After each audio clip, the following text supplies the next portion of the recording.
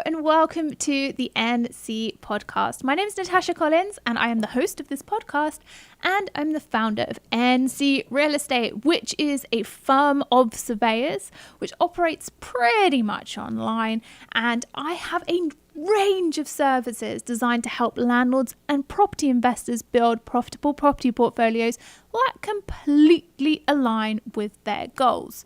You want to find out more about that? Head on over to ncrealestate.co.uk and pick up my freebies. There is a master spreadsheet for all of you who are struggling with how to run your property portfolio efficiently no matter where you are in the world. So make sure you download that. And there's some other goodies that you get alongside it. So you are going to want to pick up that spreadsheet. Did you catch last week's podcast where I went through my top 5 books that I would move anywhere around the world with? If you haven't, make sure that you go back and you listen to that podcast, because it shares insights of how I've grown and thrived as a person based upon the books that I have been reading. This week is a little bit more of an extension on that. I'm going to go through how to practice self-care during uncertainty and COVID. And I wanted to share with you my experiences and I guess let you in on Natasha Collins, a person, not Natasha Collins in business professional mode for a minute, because I think it's important that we compare notes and I share with you my experiences. I have received a lot of feedback from clients, part of my community, who are feeling incredibly overwhelmed with everything that is going on right now. There is so much stuff about and so many things out there and so many resources that you can have and so many things going on all over social media, and that can be a lot.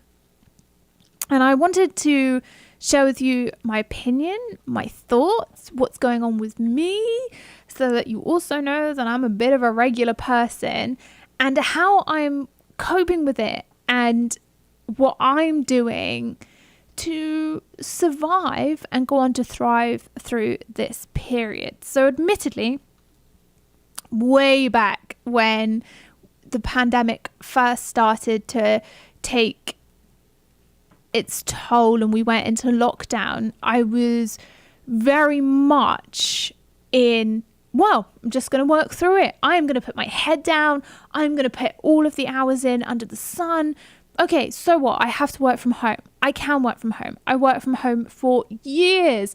I moved everything into our spare bedroom, and Chris took the office space in the living area because we needed to work together. And that was how we decided that we were going to play out COVID. That was working fine because it meant that I didn't have to focus on anything else. The realities of not being able to get home back to the UK to see family sunk in when we heard the travel ban from Donald Trump, and that really kind of was like, right, okay, we really are trapped. We are in this country. We are not going to see our family for a little while. We're not going to get home.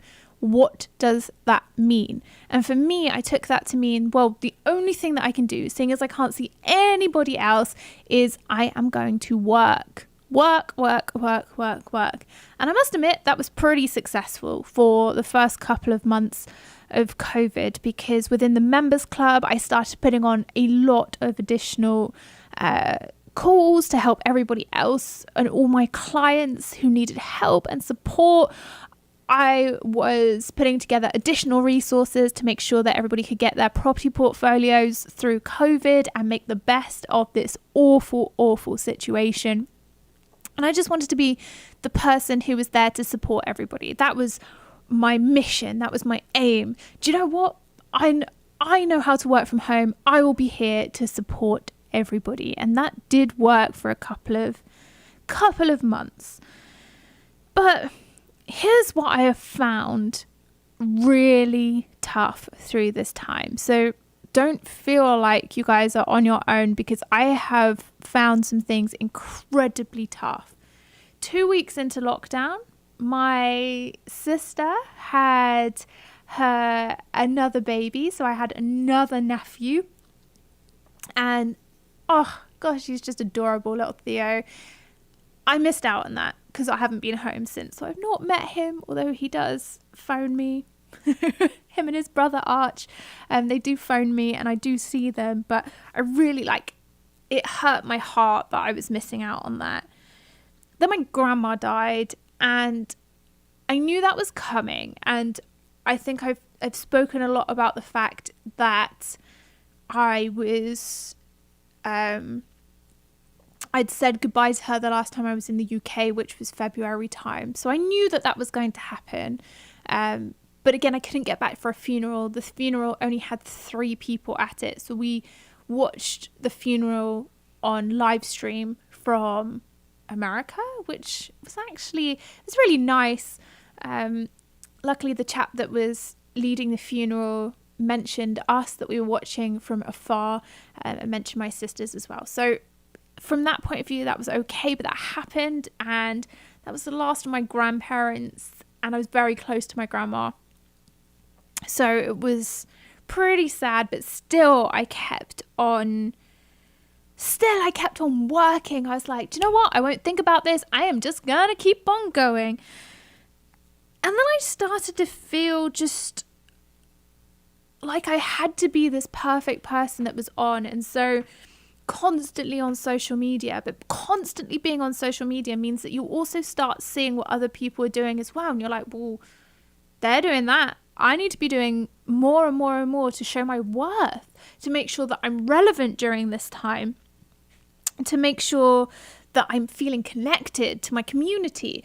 And I took on a social media manager at the beginning of April, who also helps me post out all of this information and getting all of my content out there and showing that we're a brand that's continuing to grow and we're relevant and we're here to support property investors. So we were doing that every week. We'd have content creation meetings and we'd be delivering content. I have a very tight social media schedule where we must get content out at the right time, because me as the CEO of this company has to make sure that if I've set something and I say we're going to do something, we do it no matter what. And I started finding that I just didn't really care about social media. I would look at other people online and I'd think, what's actually going on behind that? Is it really what they say that's happening? And I was getting a bit disillusioned with it.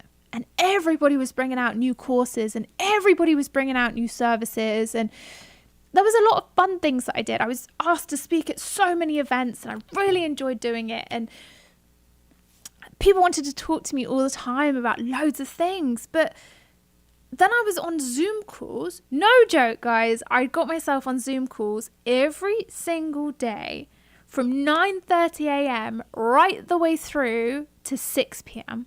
I was doing that back-to-back Zoom calls all day, every day. Sometimes I wasn't even stopping for lunch, and I was just feeling like my life cannot be one Zoom call sat in one place. Is this even helping the people I'm on a Zoom call with? Is it helping me? Am I able to do my job properly? I was starting to feel like the control over my business was slipping away because I wasn't keeping a track of what my team were doing. I couldn't see growth. I just couldn't get perspective on what was happening within my business. Every time I got sent my magazine subscriptions, which I love reading, I get The Economist, I get The New Yorker, and I get the Architectural Digest once a month. I just couldn't be bothered to read it anymore. I could not take on that information.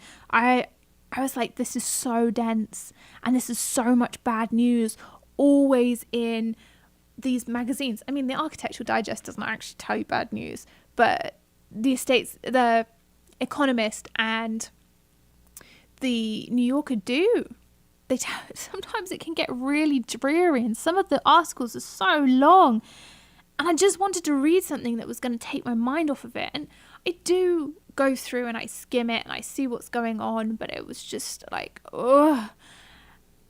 And then we were watching the news. Now, I remember at the start of the pandemic where the total number of deaths, as bad as this was at the time, were only 295 deaths in the US. And that was on the side of the screens on the news networks. And at that time, it was kind of like, okay, well, this can get better. And then it didn't. And then it spiraled out of control. And every night we were turning on the news and it was getting worse and worse and worse with COVID. It was like news cycle overwhelm, all day working to a night of just news cycle overwhelm because people weren't making new TV programs. It just felt like a never ending doom cycle. And I lost the will to even be social outside of work, and the reason being was because it's just, you're on a screen all day, every day, back-to-back Zoom calls, trying to help people, trying to talk to people. By the time you're done, and especially with me being 5 hours behind the UK, number one, most people had gone to bed by the time I'd finished work, but secondly, I didn't have the capacity for any more screen time. I was just feeling just so overwhelmed with talking to people and trying to take notes. If you know me, one of my biggest, the biggest thing that I try and do is be organized the whole time. So every call that I'm on, I take notes, I type it up. I find myself having to be super organized, and that was slipping. Everything that I do, my standards were really slipping, and we weren't able to go out. There was a period of time where we couldn't even get takeaway, and it was tough getting to the shops. And when you do go to the shops, it was stressful. Luckily, that's eased somewhat. But all of that adds up. All of that really adds up to just you feeling a bit numb to the world and numb to what's going on. If you have been feeling that way, it is perfectly normal. If you feel like every time you log onto social media and you see nothing but doom and gloom, that's normal. If you are logging onto social media and people are, talking about all of these incredible things that they've done during lockdown, and my gosh, why aren't you on the same wavelength? Yeah, that's normal, but you don't have to have really succeeded at anything during this period of time. I mean, I even got to the stage over the last couple of weeks where I was thinking to myself, what do I want to achieve between now and the end of the year? What is it that I want to do? And I'd set myself up to invest in a lot of properties this year. That's what my target was. And yes, I've been offering. And yes, there's a couple of deals that I'd got really far down the line with, but for commercial, if the tenant's not trading but there is a tenant in there and they're falling into arrears, I'm not going to buy it at the moment. That's pretty risky. And I'd realized that, was I just investing for the sake of investing, and had the enjoyment gone? Because although property is stressful, was I actually enjoying the process? No, it's just ticking boxes. And maybe even just ticking boxes for social media so that I had some good content to go out, which is so unlike me. So unlike me. I should not be driven by what I want to put on social media. And I'd fallen into that trap. That maybe that was where I was going. And so over the last couple of weeks, I've really had to take a step back and think about, how do I practice self-care even more during this time? Now, there was a couple of things that I was already doing, and it's been hard to get out during COVID, like definitely really hard, especially being in New York. There's a lot of rules and restrictions over what you can do and what you can't do.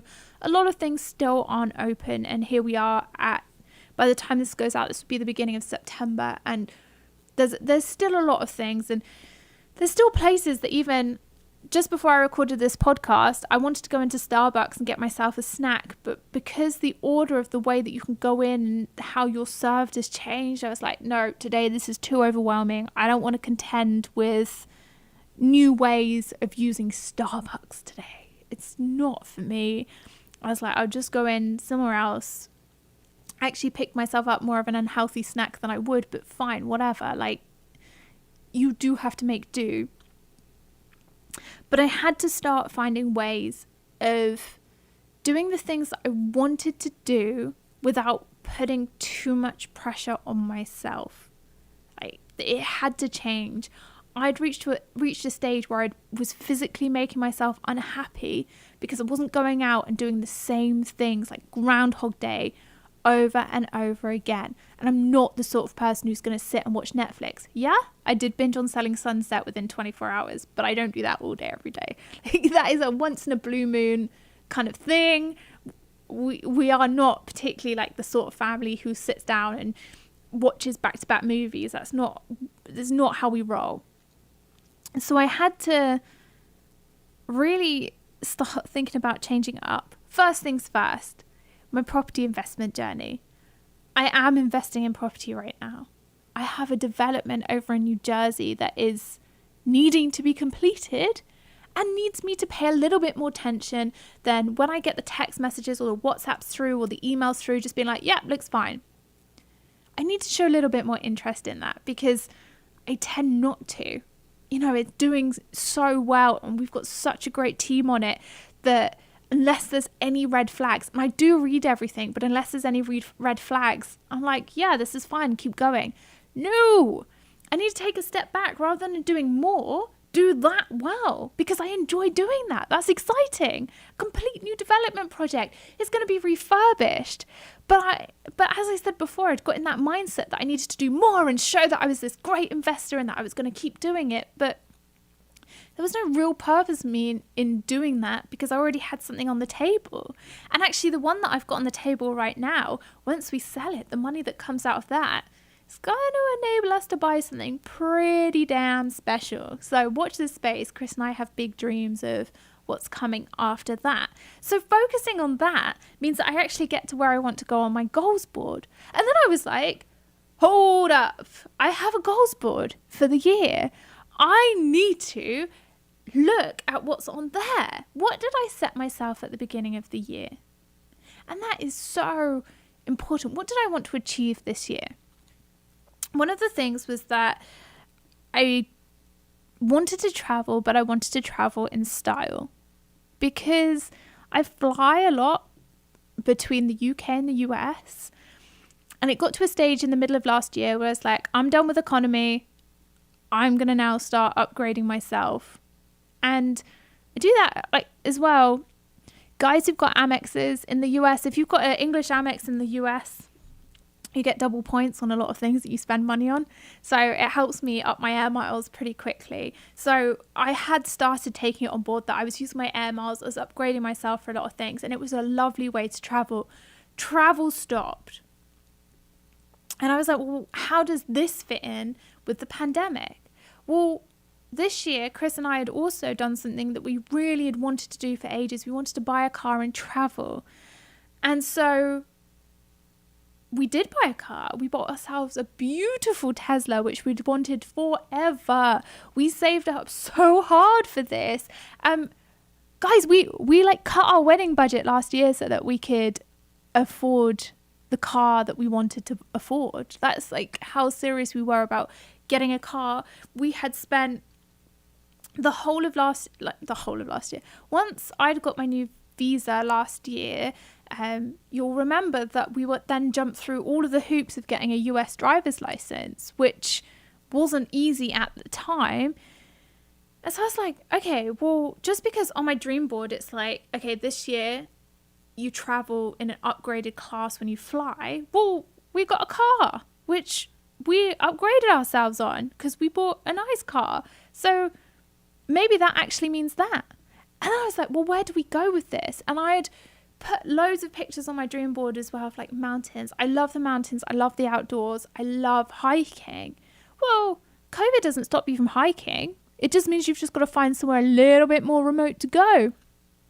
And so I started changing my mindset around that and finding trails that maybe were slightly harder hikes, but that's number one, good for fitness. And I love working out. It really keeps me sane.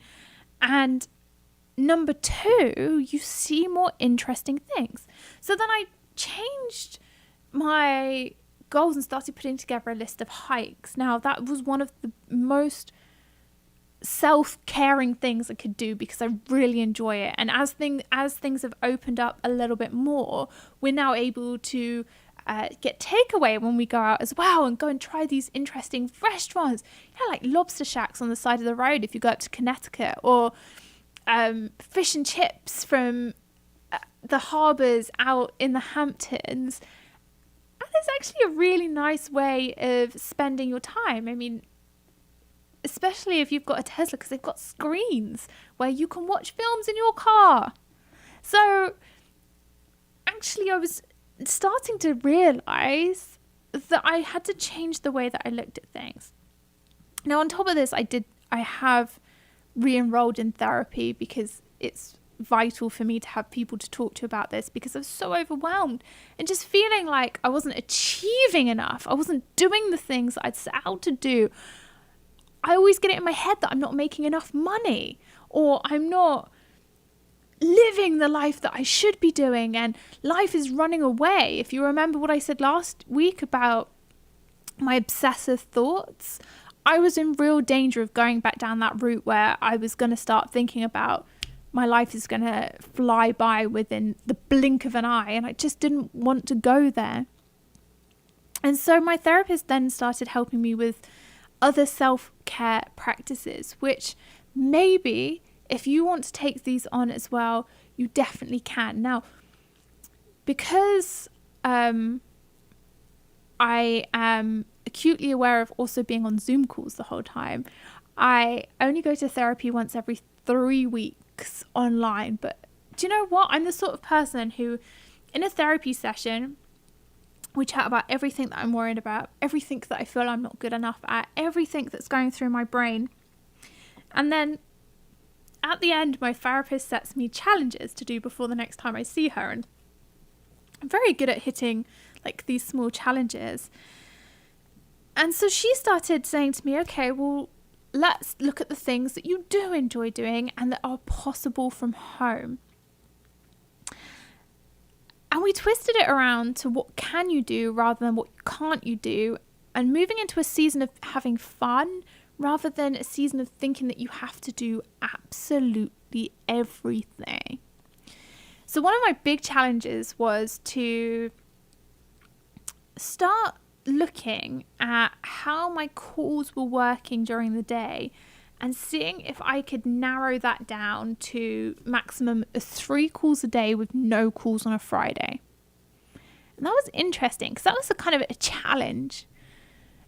And I thought to myself, well, how do I actually do that? Because I do not want to let anybody down. One of my big things is that if I say I'm going to do something, I do it regardless. I do not want to let anybody down or let anybody think that I'm not there for them. Because if you're my client, if you are my friend and you ask me for something, I swear to God, I will walk to the end of the world for you. My therapist said, you can't always do that for everybody. Why don't you make space in your life for you and then support people with that determination? And that was a good flip over how I think about things, because I do put a lot of pressure on myself to be perfect for other people. I don't have to be perfect for myself, but I do have to be perfect for other people. And so I've been working on cutting that down, but still offering the best standard of service that I possibly can. And through that, I've been creating to-do lists, but only putting 3 things on my to-do list a day. Now that's hard. I normally have so many things that I have to get through on a daily basis, but only doing 3 things means I can do my 3 hours of calls, my 3 things, and then have space in my day to read, to research, to be creative. I wasn't being creative. And I love being creative. I love coming up with new ideas, new services, new ways of presenting things. I like to also see what's going on and be reflective. And so I started journaling as well. Now, not the sort of journaling that's like, today I'm grateful for. No, just telling you the story of what's going on on the day-to-day basis, what I enjoyed and what I didn't enjoy. And then I started thinking, well, how else can I make my dream board work? Now, on my dream board was actually that I wanted to go wine tasting at all the sustainable vineyards in Long Island. That was one of the things I wanted to do because that sounded like a lot of fun. But vineyards are closed. And so what did I do instead? Well, we drove out to the vineyards at the weekend and we just picked up the wine directly from the vineyards. And then I had a night with a couple of my friends where we tried all the wine and we had wine tasting at home and it was just as good. I mean, yeah, I didn't get the picture of me sat on this beautiful, like, I don't know what it's called, beautiful deck at a vineyard with the nice views. You don't get that picture.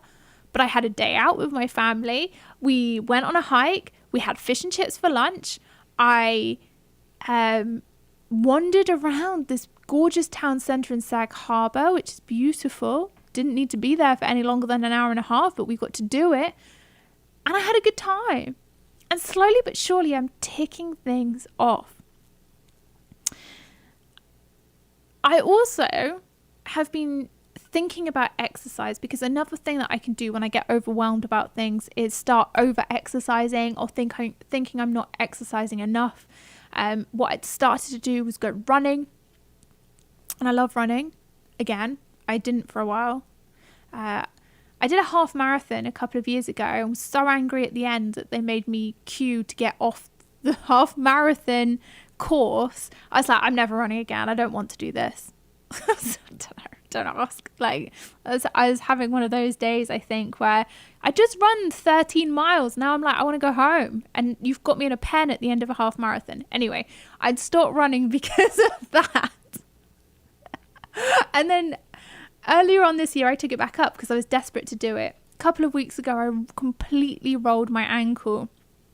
And so I had to think of new ways of exercising and get over the fact that I had got it into my mind that if I didn't exercise, I was about to put on so much weight and I was going to not be the person that I wanted myself to be. That whole thing is completely mindset related. Part of the reason I had to go back into therapy, just to kind of change that mindset. But I realized that you could do no foot workouts if you go on YouTube, and they are hilarious. Trying to do exercises without using your feet, give it a good go, because it just made me laugh every single time, and I'd not realized how much joy I could have out of that. And now that I've started running short bursts again, I'm finding the joy in doing that and how grateful I am to be able to do it. And then finally it was about seeing people in person and how could that happen. And I've got some great friends in New York who will also be moving out of New York around the same time, because everybody needs to get out of the city. But actually making time on a regular basis, so for us it's every Tuesday night now, to get together, put the world to rights, not judge anybody for what they say during that time, and just let people vent. And that venting in person from people who just have completely different jobs and completely different days is just so necessary. The whole thing has been about what do you enjoy and how does that work in today's normal. That's got to be what it's about. I've also been putting in regular beach dates with myself to take myself to the beach and get in the sea, because that makes me feel so good. I could spend easily 3 hours on the beach just staring at the sea. And I have done over the last couple of weeks just to make space in my life. But I was only able to give myself that space because I'd cut down on the calls, which meant that I could leave my desk at 5 o'clock, shock, and get to the beach before the sun set and do that. You need to give yourself permission to be kind to yourself. And that's not listening to other people and what their version of kind is what makes you feel good and what you enjoy doing. Because there are so many options for that. But by now we've been going through this cycle of pandemic for the last 6 months we've been hearing about it. And it's constant, and it's a lot, and it can cause overwhelm. And I know there's so many more worrying things coming up, with the potential recessions and what that's going to cause and how that changes. But let me tell you something that I've realized. No one expects anything of you, on social media at least. I don't know anybody who's expecting anything of me, but I'd made it out in my head like it was everybody is expecting me to be this kind of a person or this kind of a person, or showing things that I didn't necessarily believe I needed to do but was forcing myself to do. And I've had to really work hard at changing that. And changing the way that I approach all of these things within my business, giving my space to go to the beach a couple of days a week, taking Fridays off from phone calls, even reducing my phone calls. Do you know what? No one's complained. And if you're listening to this now and you're like, oh yeah, Natasha, like you haven't been on the phone as much with me. Fine. Do you know what? Fine. You have to move into a season of looking after yourself. And that means that making sure that you're financially comfortable, that making sure that you're physically comfortable, and making sure that you're emotionally comfortable. And that's going to look like something different to everybody. And don't worry about getting judged about it. And if you do worry about being judged about it, please reach out to get help. Please. It's helped me so much to just feel happier in what I'm doing and go back to enjoying everything that I do. It's even given me space today to think, okay, I'm going to turn up to this podcast. I'm going to tell you guys this stuff. And I don't mind how long this podcast goes on for. Whereas usually I've got some pretty strict deadlines on the times that I want this podcast to go on for. I'm a dead on 30-minute kind of girl for if it's just me. And if it's an interview with someone else, it's an hour long. But I figure actually, like, let me give myself some space to enjoy this. And hey, if I finish this podcast and decide that I want to go and get my nails done, I can do that. Because I'm giving myself space to enjoy things again. And I can't recommend that enough, especially because what's been going on in this world this year is emotionally turbulent, to say the least. And no matter who you look at on social media or in person, everybody's been going through something. There is something behind that. And if that means that they don't speak as much to you, or if that means that they speak too much to you, or if that means that it looks like they've changed personalities, if that looks like they're overachieving, if it looks like they're underachieving, so what? It's nothing to do with you, the same as whatever you're doing is nothing to do with them. As long as you are having a good impact on them. And quite frankly, we need to give ourselves a little bit of grace. A little bit of grace to do the things that make us feel good again, so that whatever we do next, we can come at it with a full cup and feeling so good about ourselves. So I challenge you this week to take a break, to stop, and to write down everything that you want to do, not what you think you should do, everything you want to do. What's on your goals list that's left to achieve this year? What can you control about that goals list that's left to achieve this year? And go out and make it happen. You are in control of that, and do the things that make you feel good. Now, here is my self-care practice now.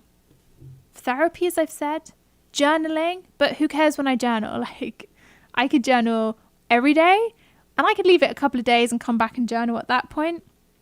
My 3 things to do lists. Giving myself space in the day, so not booking back-to-back calls anymore. Making my dream board happen, but being really creative about it. Making sure that I have time to go to the beach and hiking. Doing exercise that I actually want to do And if I don't feel like doing exercise at all, fine, whatever. I have my three candles that have to be lit for me to feel great, and I kind of do it on rotation. I have my Jo Malone one. I have the charcoal candle, which smells divine. I have the Ritual of the Happy Buddha from Rituals, which is also fantastic, and I have those on repeat, and when one runs out, I go and order another one. When I'm feeling like I don't feel the part, or there's some imposter syndrome, I make sure that I put on the deepest, reddest lipstick and go out and absolutely smash it, because that makes me feel like a boss.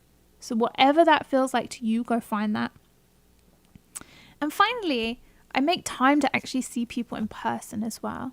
That person contact is so vital. And if you can now do that, I really, really recommend it. Even if you're out walking your dog and you just say hi to someone, it honestly makes a difference in your day. So whatever you're doing, however you're feeling, please know that we have all been through it. And it feels very different to every single person. But I wanted to let you into what I've been doing and kind of share my thoughts, my feelings, how it's going.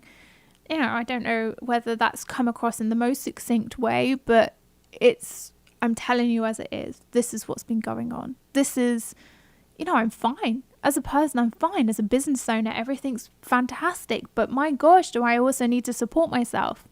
I'm sure you need to support yourself too.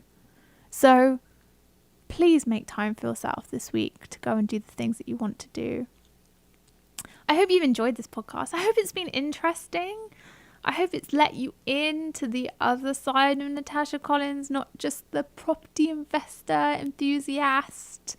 I like to be honest. I like to share things, and whilst you're going through it, it's so tough to share those kind of things. I would never have recognized it myself a couple of months ago, but looking back on it and reflecting and making changes, my gosh, it's the best thing I could do. So also don't be hard on yourself if you've had periods or you're feeling sad or isolated or lonely, or however you want to feel, that's fine.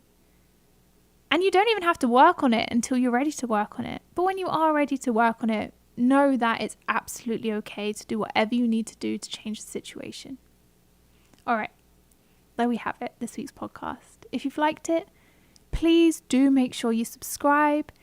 I would love it if you shared it. And if you're sharing it, tag me in that. And if you've got any comments or you want to get in contact with me directly, please do.